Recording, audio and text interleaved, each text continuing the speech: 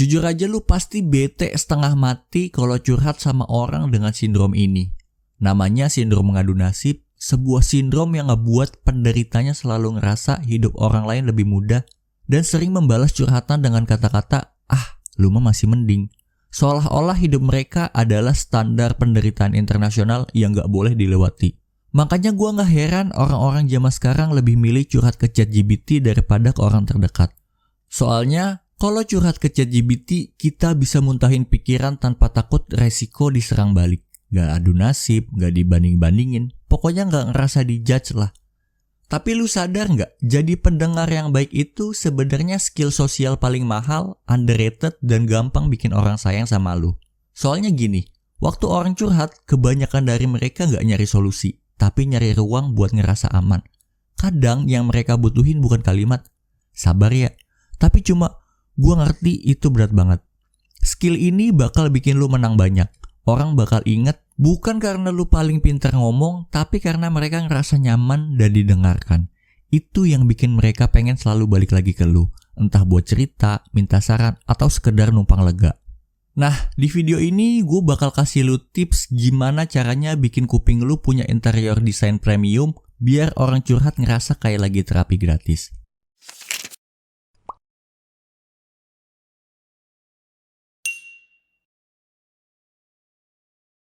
Banyak orang salah kaprah, mereka pikir mendengarkan itu cuma soal kuping. Padahal yang paling penting itu kehadiran. Ada orang yang hadir tapi sebenarnya nggak ada. Matanya ke HP, tangannya sibuk scroll, pikirannya sibuk ngetawain meme. Buat orang yang lagi cerita, itu bukan hal yang sepele. Secara nggak langsung, perilaku kayak gitu ngasih isyarat kalau cerita mereka nggak penting-penting amat.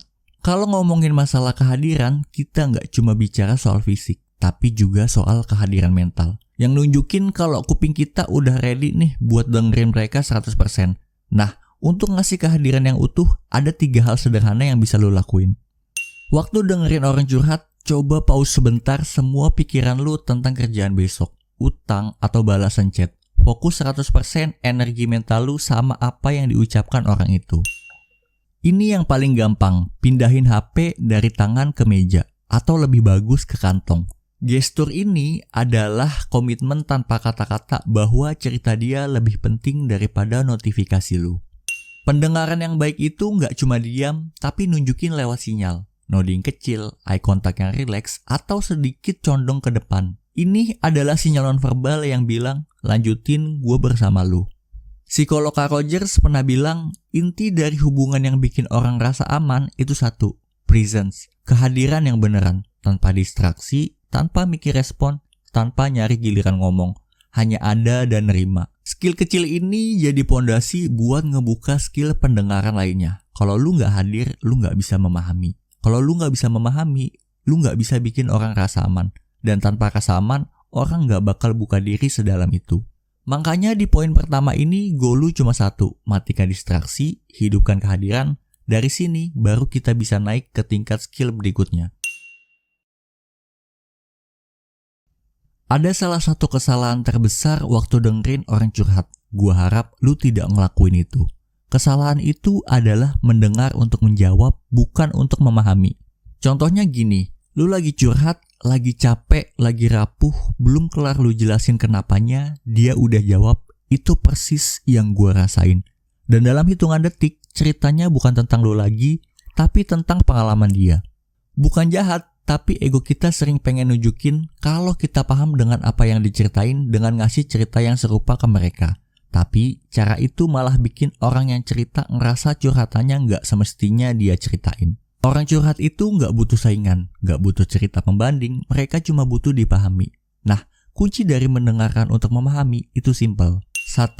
Jangan nyiapin jawaban di kepala, nggak usah buru-buru mikir gue harus bilang apa nanti, karena kalau pikiran lu sibuk nyari balasan, lu kehilangan inti dari ceritanya. Yang kedua, perhatikan kata, jeda, dan nada. Pendengaran yang baik itu kayak detektif. Bukan buat ngejudge, tapi buat nyari petunjuk perasaan. Yang terakhir, bedakan kalimat versus emosi. Dia mungkin bilang, gue capek. Tapi yang dia maksud bisa aja, gue ngerasa gak punya kontrol atas hidup gue. Dalam psikologi, ini disebut empathic listening. Mendengarkan bukan buat menjawab, tapi buat masuk sebentar ke dunia orang lain. Penelitian nunjukin bahwa waktu seseorang merasa didengar, tubuh mereka ngeluarin oksitoksin, hormon rasa aman, hormon kedekatan, hormon yang bikin orang rasa kalau mereka nggak sendirian. Dan setelah lu bisa ngebuka skill itu, baru lu bisa masuk ke skill paling penting di hubungan manusia, yaitu memahami. Ini tahap yang bikin pendengar biasa berubah jadi tempat ternyaman. Memahami itu bukan sekedar ngerti isi cerita, tapi ngerti apa yang membuat cerita itu penting. Terus bedanya sama pembahasan sebelumnya apa bang? Mendengarkan untuk memahami itu attitude plus skill cara lu mendengarkan. Sedangkan memahami cerita di balik cerita adalah hasil dari cara lu mendengarkan. Ini tentang lu mengerti inti isi ceritanya. Orang kadang nyeritain hal kecil tapi ada rasa besar di baliknya. Dia mungkin bilang dia kesel banget sama teman kantornya, tapi sebenarnya yang dia rasa adalah batas toleransi memaafkannya dia itu udah dilewatin. Atau dia bilang dia takut gagal, tapi sebenarnya yang dia rasain adalah dia takut gak cukup baik untuk ngelakuin itu. Nah, buat bisa memahami, lu cuma butuh 3 langkah. Yang pertama, identifikasi apa yang dia rasain. Bukan dia lagi cerita apa, tapi dia lagi ngerasain apa. Kedua, tangkap kata kunci emosinya. Kata-kata kayak takut, ngerasa sendiri, kecewa, gak dihargai, gak dianggap, bisa jadi clue buat lu memahami emosi apa yang lagi dia simpen. Yang terakhir, tunjukin bahwa lu nangkep perasaannya. Gak usah puitis, gak usah panjang, kalimat sederhana semisal, kayaknya itu berat banget buat lu ya. Itu udah cukup buat bikin orang rasa aman. Karena pada dasarnya manusia cuma pengen satu hal, dirasain bukan diceramahin. Dan ketika lu bisa memahami, lu bakal masuk ke level terakhir. Level yang bikin orang nyaman cerita apapun ke lu. Holding space itu istilah psikologi yang berarti lu jadi tempat aman buat orang lain ngerasain apapun tanpa takut dijudge. Ini bukan berarti lu harus punya solusi, bukan berarti lu harus ngerti semua. Kadang lu cuma perlu diem dengan kualitas yang beda. Bukan diem dingin, tapi diem yang ngasih isyarat kalau lu adalah safe zone buat mereka nuangin semua emosi yang dipendam. Ada beberapa cara buat lu bisa jadi tempat aman seseorang. Yang pertama, jangan buru-buru ngasih solusi. Solusi yang terlalu cepat bikin orang rasa keluhan mereka di skip. Yang kedua, jangan ngasih label lebay, drama, atau baper. Validasi itu penting. Kalimat sederhana kayak, gua ngerti kenapa lo ngerasa gitu, itu lebih powerful daripada 20 menit ceramah. Yang terakhir, jangan rebut panggung cerita biar mereka yang punya spotlightnya.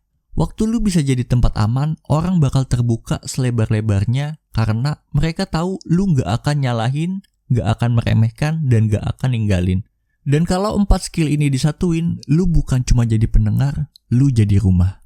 Gue tahu satu hal, dunia ini penuh dengan orang yang pengen didengerin, tapi sedikit banget yang bisa benar-benar mendengarkan.